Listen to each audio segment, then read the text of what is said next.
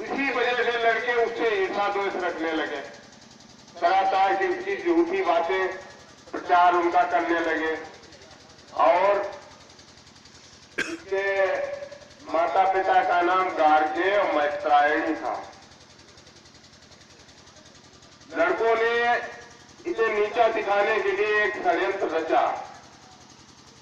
पढ़ने में होशियार था तो गुरुजी उससे बहुत प्रेम करते थे, और रिशूदन नाम का एक लड़का था, उसने चुगली करी इनकी।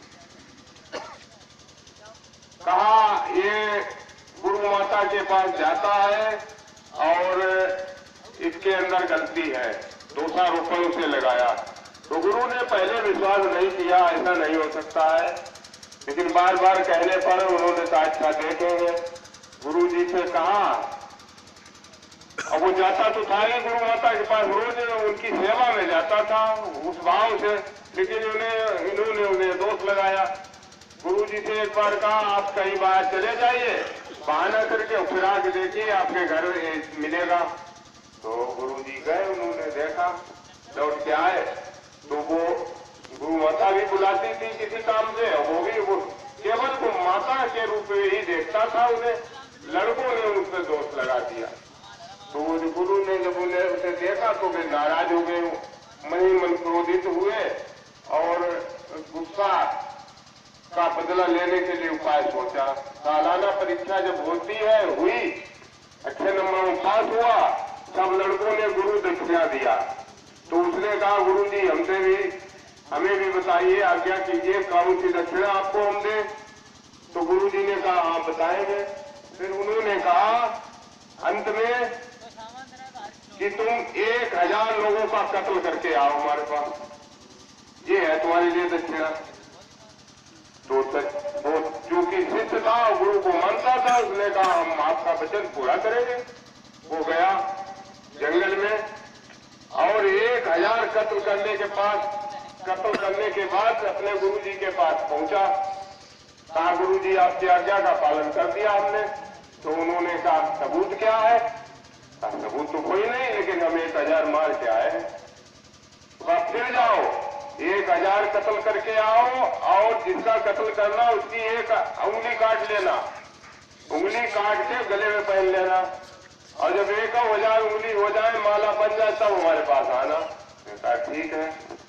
गुरु भक्त था लड़का, वो फिर गया जंगल में, जहां पर वो रहता था, जहां पर एक कांड हुआ, वो स्थान हम देख के आए श्रावस्ती में, उसकी अब भी गुफा बनी है उंगली माल की। तो वहां पर वो रहता था और यही काम करता था, जो रास्ता इधर उधर से निकलता था उसका सिर काट दिया, उंगली काट के पहन ली गले में। 999 उंगली से काट चुका था, एक ही कम रह गई थी। तो भगवान बुद्ध उधर से गुजरे, और भगवान बुद्ध जानते भी थे कि ये निर्दोष है, इसकी कोई गलती नहीं, पढ़ने में तेज था, लड़कों ने बता दिया। तो भगवान बुद्ध ने कहा हम इसकी जान बचाएंगे। राजा ने भी अपनी पूरी फोर्स लगा दी, तो पूरा उनका राज्य के निवासी सब परेशान थे। तो राजा भी चाहता था ये जल्दी खत्म हो तो अच्छा रहे, राजा भी चाहते थे। और भगवान बुद्ध उधर से गुजरे उसकी जान बचाने के लिए। तो बहुत खुश हुआ अंगुली माल देखकर, बहुत हंसा, कहा आज हमारी गिनती पूरी हो जाएगी। और अंगुली माल दौड़ा भगवान बुद्ध के, भगवान बुद्ध भी आराम से टहलते जा रहे थे, और दौड़ से दौड़ रहा था, उन्हें पकड़ नहीं पा रहा था। बहुत इसने कोशिश की, वे आराम से टहलते जा रहे, उन्हें कोई चिंता ही नहीं थी। अब ये दौड़ रहा था इसलिए कि हमारी आज गिनती पूरी हो जाए, लेकिन ये पहुंचे नहीं उनके पास, वहां तक नहीं पहुंचा। फिर खुद भगवान बुद्ध खड़े हुए और इसने भी कहा रुक जाओ, तो उसने कहा, भगवान बुद्ध ने कहा हम तो रुक गए, तुम भी रुक जाओ, अपने कुकृत्य जो कर रहे हैं उनको करना छोड़ दो। फिर पास में जब पहुंचा अंगुलीमाल, भगवान बुद्ध ने कहा जो कष्ट करते हो वे छोड़ दो। फिर वो जान लेने के लिए उतार हुआ, तो भगवान बुद्ध ने उससे ये कहा था, एक पेड़ खड़ा था पास में, कहा जाओ इसका पत्ता तोड़ लाओ, तो तोड़ लाए पत्ता, फिर कोई परेशानी नहीं। फिर कहा जाओ इसे जोड़ के आओ, तो कहिए कैसे होगा। तब भगवान बुद्ध ने कहा जिसकी तुम जिसे जान दे नहीं सकते हो तो ले कैसे सकते हो। भाई तुम्हें लेने का अधिकार क्या है? जब तुम पत्ता तुमने तोड़ तो दिया, अभी से जब जोड़ नहीं पा रहे हो तो तुमने तोड़ा क्यों? ऐसे किसी आदमी का फिर अगर तुम काटते हो तो उसे जोड़ नहीं सकते हो तो तुम्हें काटना नहीं चाहिए। वो बहुत प्रभावित हुआ अंगुलीमाल और वो भगवान बुद्ध के चरणों पर गिर पड़ा और उसने कहा हमें शिष्य बना लीजिए। भगवान बुद्ध ने उसे दीक्षा अपने उसमें शामिल कर लिया संघ में। फिर भगवान बुद्ध ने श्रावस्ती नगर हम देख कर आए हैं, भगवान बुद्ध ने आदेश दिया उसी अंगुलीमाल डाकू को कि जाओ इसमें भिक्षा मांग के आओ। वो अंगुलीमाल उसी श्रावस्ती में भिक्षा मांगने गया तो लोग तो पहले भी नाराज थे, बहुतों को मार चुका था, बहुतों को परिवार नष्ट हो चुका था। तो एक बुढ़िया ने सबसे पहले उसके पत्थर मारा। ये सब लोगों ने उसके इतने पत्थर मारे, इतने पत्थर, खून से वो लथपथ हो गया, खून चू रहा था उसके। और उसी हालत में भगवान बुद्ध के पास जब पहुंचा और भगवान बुद्ध ने देखी उसकी हालत और उसने कहा हमें तो गांववासियों ने बहुत मारा। तो कहा ठीक है भाई, तुमने जैसे कर्म किए उसका जो फल मिला। तब अंगुलीमाल ने कहा हमें मारा और खून हमारे बह रहा, इसकी हमें चिंता नहीं, चिंता इस बात की है हम भिक्षा पात्र लेकर गए, हमें किसी ने भीख नहीं दी, वहां भिक्षा नहीं दी, इस बात की हमें चिंता है। तो उसने कहा धीरे धीरे सत्कार होगा। फिर अंगुलीमाल उनका शिष्य बनकर सिर मुड़ाकर वहीं पर भिक्षु बनकर बैठा था। और राजा प्रसेनजीत वहां का राजा था, वो बहुत परेशान था इसके आतंक से। राजा प्रसेनजीत भी भगवान बुद्ध के पास पहुंचे और कहा कि वो एक डाकू यहाँ है अंगुलीमाल, वो हमारे राज्य में बहुत तांडव मचाए पड़ा है, आतंक मचाए पड़ा है, भगवान बुद्ध कुछ उससे रक्षा दिलाओ। तो भगवान बुद्ध ने कहा अंगुलीमाल को पहचानते हो? कहा नहीं। कहा देखो ये बैठा है, ये हमारा भिक्षु बन गया है, हमारा शिष्य बन गया है, आपके राज्य में शांति रहेगी, कुछ नहीं होगा।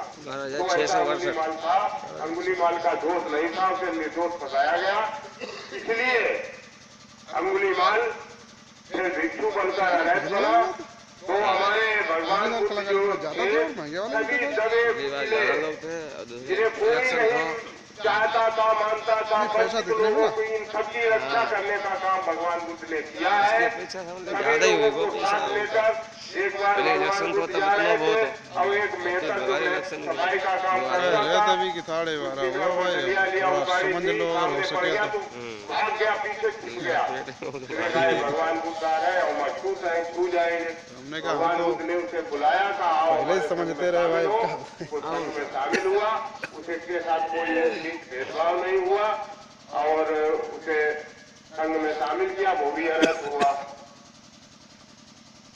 और उन्होंने अपने संघ में ऐसे सभी लोगों को जिनको कोई नहीं जानता था, आम्रपाली नाम की एक नगर वधू थी, बहुत सुंदर कन्या थी और उसके युवावस्था में उसके लिए बहुत से राजा लड़ने मरने को तैयार थे कि हम शादी करेंगे, हम करेंगे। फिर पंचायत हुई, कोई शादी इससे नहीं करेगा, ये अपनी स्वेच्छा से इसी नगर में रहेगी। फिर वो एक तरीके से बेटा जैसी बन गई, लेकिन स्वेच्छा से अपने रहती थी। भगवान बुद्ध एक बार वहां ठहरे हुए थे, तो अक्सर जहां भगवान बुद्ध ठहरते थे तो वहां के लोग उन्हें खाना भोजन देने के लिए प्रार्थना करते थे कि हमारे यहाँ भोजन कर लीजिए। ऐसे ही आम्रपाली भी पहुंच गई कि भगवान मेरी भी इच्छा है कि आप हमारे यहाँ भोजन कर लें। तो भगवान बुद्ध ने स्वीकार किया। उसके बाद राजा लोग आए, उन्होंने कहा भोजन हमारे यहाँ करिए। उसी दिन पर उन्होंने कहा नहीं, अब हम आम्रपाली को वचन दे चुके हैं, वही भोजन करेंगे। तो फिर भगवान बुद्ध गए और वहां उन्होंने भोजन किया। एक बार की बात है, एक शिखा गौतमी औरत थी, उसका इकलौता पुत्र खत्म हो गया। अब वो रो रही थी, पूरे बस्ती नगर में घूम घूम कर रो रही, चिल्ला रही थी हमारे पुत्र को कोई बचा ले। कहीं से उसे कोई उपाय नहीं मिला तो किसी बुद्धिमान व्यक्ति ने कहा आप भगवान बुद्ध के पास चली जाओ, वहां आपको आप कुछ सहायता इसमें मिलेगी, कुछ होगा, जाइए। तो वहां गई, बहुत रो पीट रही थी कि हमारे बच्चे को बचा लीजिए। उनके बच्चे को बाघ में सांप ने काट लिया था, इसलिए मरा था। तो उसे बचाने के लिए वो सभी जगह अन्न भी नहीं कर रही थी, कहीं नहीं तो किसी ने बता दिया भगवान बुद्ध के पास आप जाइए। तो वो गई और कहा भगवान जी हमारे इस बच्चे को बचा लीजिए। भगवान जी ने बहुत कुछ समझाया उसे कि देखिए मरा हुआ कोई वापस नहीं होता है, लेकिन वो जिद कर गई नहीं जरूर हमारे बच्चे को जिंदा कर दीजिए। तब भगवान बुद्ध ने कहा जाओ थोड़ी सरसों ले आओ किसी घर से, और ऐसे घर से लाना जिसके घर में कभी मौत न हुई हो, और हम तुम्हारे बच्चे को जिंदा कर देंगे। तो कई पूरे नगर में लोगों ने कहा हमें थोड़ी सरसों ले दीजिए, हमारा बच्चा जिंदा हो जाएगा। तो उन्होंने कहा ले जाओ। किसी किसी ने कहा मुट्ठी भर क्या बोरा गरम ले लेंगे तुम्हारा बच्चा जिंदा हो जाए। तो पूछा तुम्हारे घर में कोई मरा तो नहीं कभी? हाँ मौत तो हुई, दादा हुई, बाबा हुई, अम्मा हुई, या किसी किसको नहीं। ऐसे उसने पूरे नगर में घर घर भिक्षा मांगी मुट्ठी भर सरसों की, मुट्ठी भर सरसों हमें दे दीजिए, लेकिन ऐसा घर हो जहाँ कोई कभी मरा न हो। तो दुनिया में ऐसा कोई घर ही नहीं है जिसके घर में मौत ना होती हो।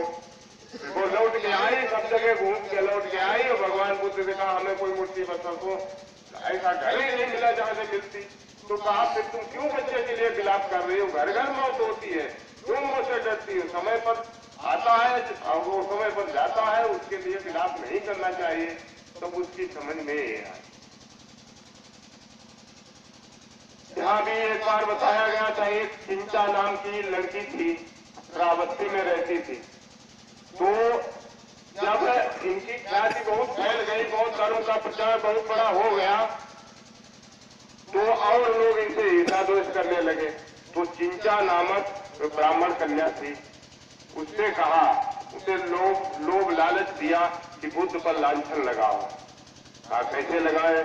कहा ऐसे लगाओ, शाम के समय वहां प्रवचन होते रहते थे, सुबह शाम को थोड़ा टाइम प्रवचन नहीं होते थे। तो कहा सबकी निगाह में देखते हुए शाम को तुम बुद्ध की कुटिया के पास जाओ। श्रावस्ती में जैतवन में कुटिया उनकी बनी, वो भी हम लोग देख के आए थे श्रावस्ती।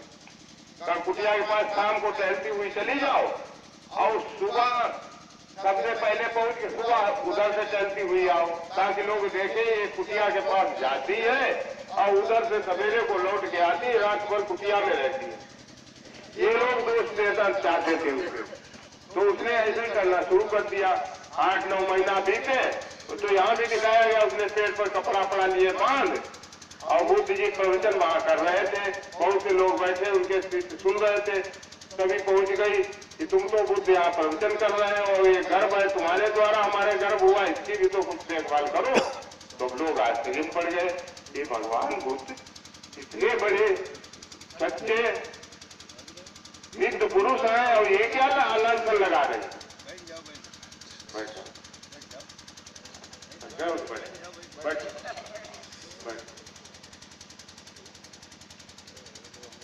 तो भगवान बुद्ध कुछ नहीं बोले, वो अपने गंभीर मुद्रा में बैठे रहे, और अन्य लोग जो थे वे थोड़ा सा शंकित हुए। उन्होंने कहा ये कैसा क्या है, भगवान बुद्ध पर लांछन कैसा है? वो कुछ नहीं बोले, और वो खुशी में इतनी उछली कूदी, एक खंभा को पकड़कर उछली, और उसकी वो गठरिया बंधी थी वो खुल गई थी।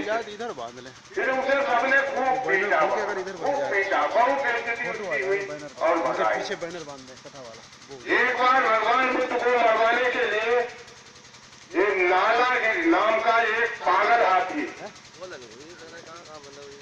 उसके सामने भगवान बुद्ध को कहा, भगवान बुद्ध जा रहे थे, पागल हाथी को उनके सामने कर दिया।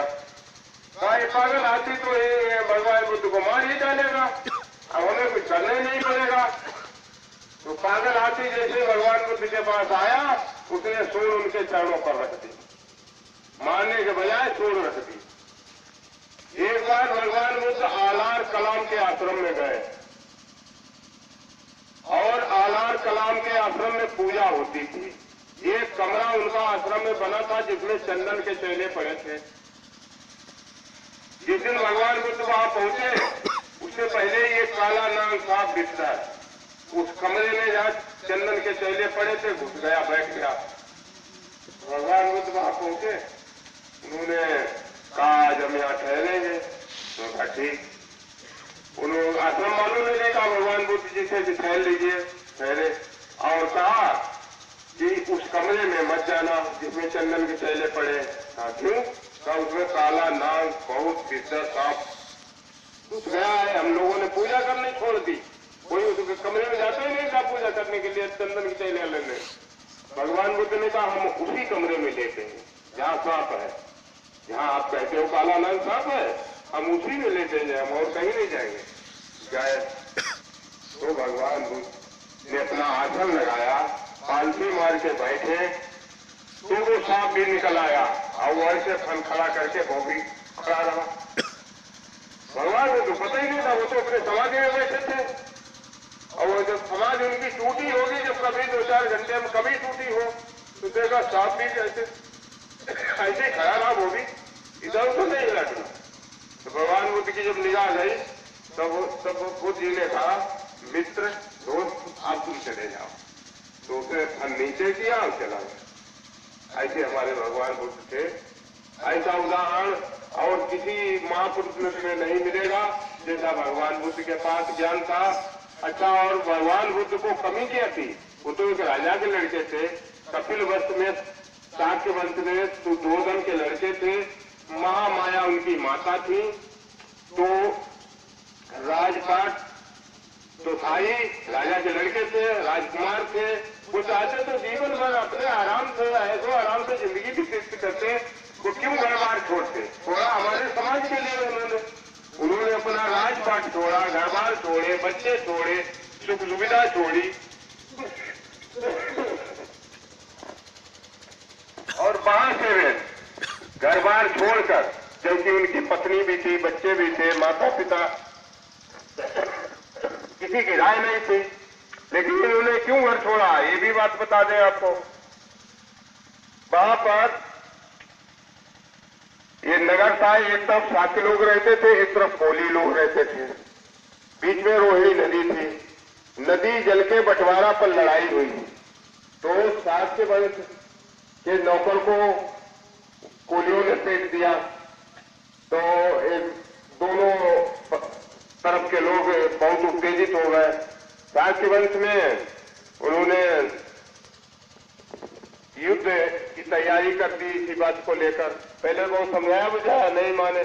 और उसमें होता था, शाक्य वंश की परंपरा थी कि जो जवान व्यक्ति हो जाता था 20 वर्ष का, उसका सदस्य बनना पड़ता था, वो सदस्य बने।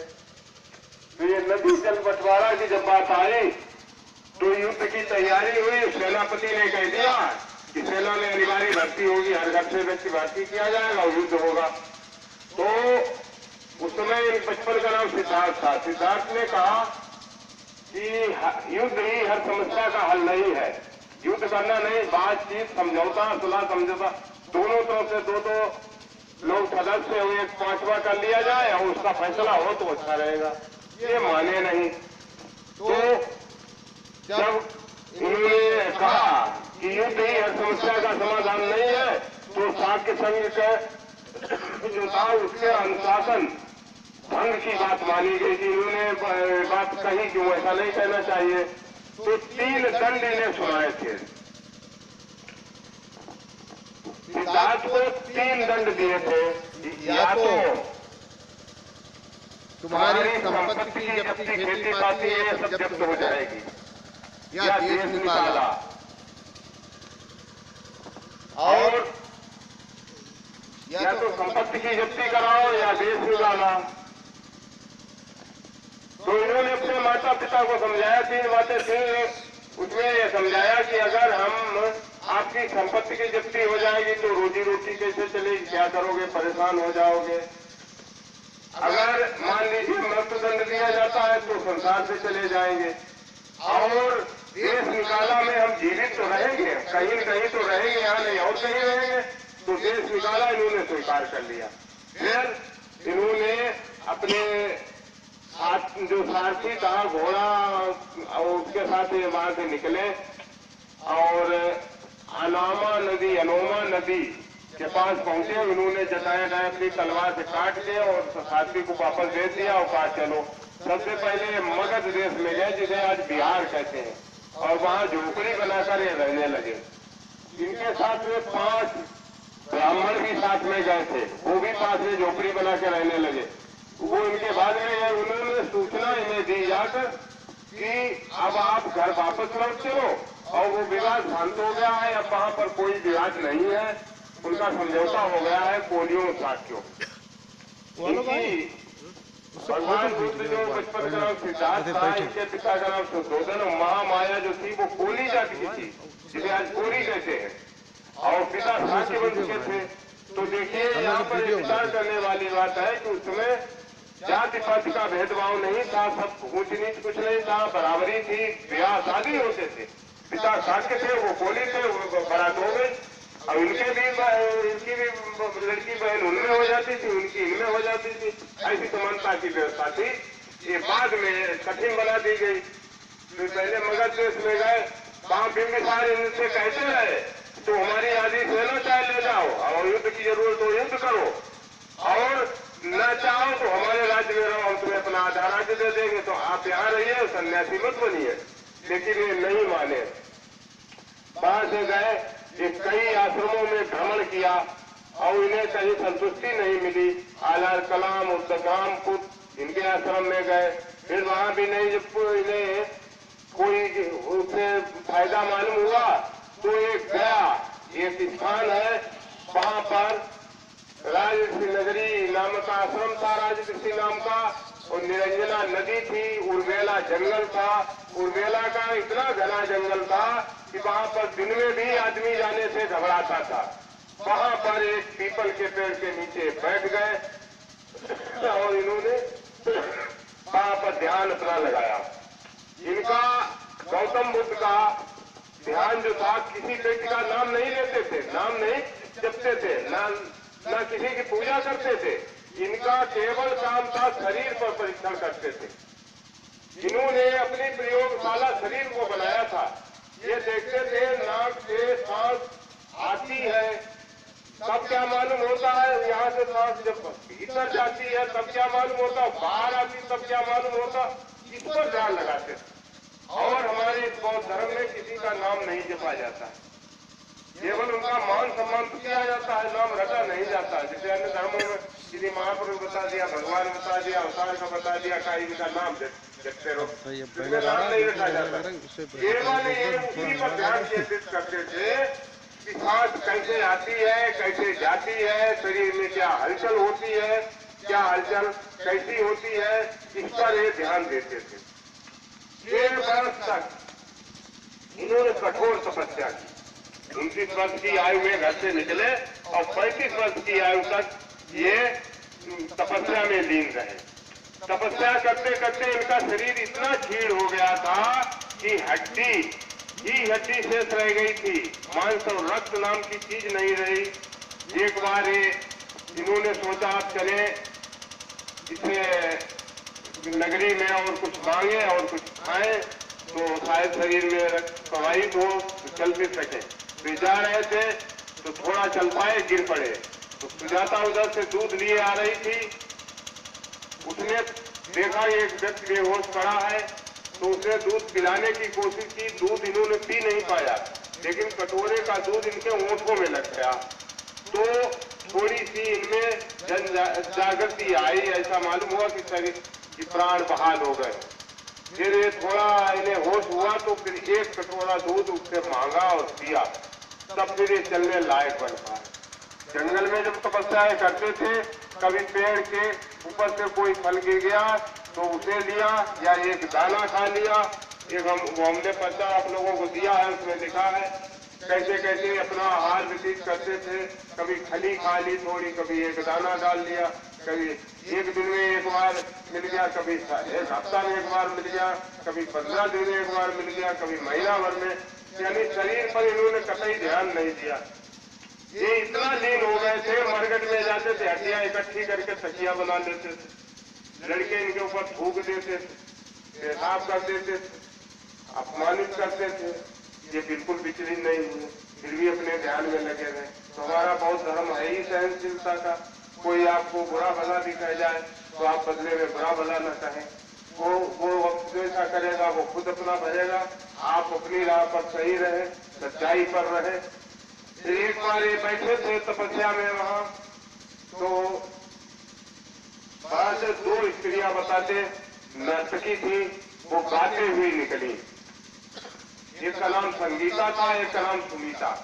संगीता सुमीता गाते हुए निकली कि बीड़ा के तार इतने मत कसो टूट जाए और इतने ढीले भी मत रखो आवाज ना निकले। अर्थात ना ज्यादा कसो बीड़ा के तार, ना ढीले रखो। यानी ये मतलब उपवास रखना, व्रत रखना, ये भी शरीर को धोखा देना है। ये ऐसा मत करो, इससे भी शरीर का संतुलन बिगड़ जाता है। तब भगवान बुद्ध ने बताते हैं उसी आधार पर मध्यम मार्ग अपनाया था, न बहुत कठिन न बहुत नरम, बीच का मार्ग, बीच का रास्ता इन्होंने अपनाया था। और हुआ ऐसा, ये पीपल के पेड़ के पास बैठे थे तो वो सुजाता नाम की एक लड़की थी, उसने मनौती मानी थी कि हमें अगर पुत्र लाभ हुआ तो हम इस पेड़ पर खीर चढ़ाने आएंगे पेड़ देवता को। और उसे पुत्र लाभ जब हुआ तो खुशी तो हुई उसे। फिर उसने अपनी पुण्यदासी को भेजा, कहा जाओ देख आओ पीपल के पास और फिर खीर लेकर उन्हें चढ़ाने चले। पुण्यदासी देखने गई तो आज पीपल देवता वहां बैठे हुए हैं, भगवान बुद्ध बैठे थे। पुण्यदासी ने सोचा यही देवता है, तो वो गई दौड़ के और सुजाता को बताया कि वहां तो देवता आज मौजूद बैठे हैं।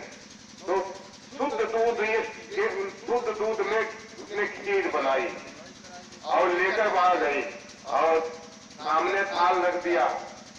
तो उन्होंने भाई पंचरंजा नदी में शक्तिस्थ नामक घाट था, वहां पर स्नान किया और खीर खाई। तो 5 ब्राह्मण भी इनके साथ में जो तपस्या कर रहे थे, कौंडिन्य भक्तिक महानामस्वजीत इनके नाम थे।